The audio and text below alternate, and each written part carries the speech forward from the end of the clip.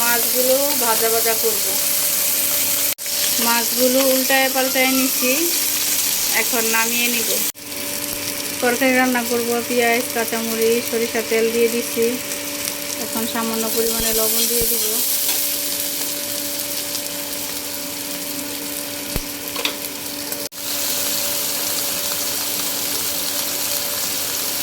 সামান্য পরিমাণে আদা বাটা দিলাম, পানি দিয়ে দিচ্ছি একটুখানি। এখন হলুদের গুঁড়া, ধনিয়া গুঁড়া দিয়ে দিব, ভালোভাবে কষিয়ে নেব।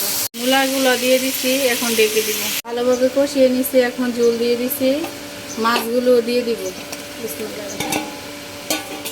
এখন ডেকে দিব। তরকারিটা হয়ে গেছে, এখন নামিয়ে নিব।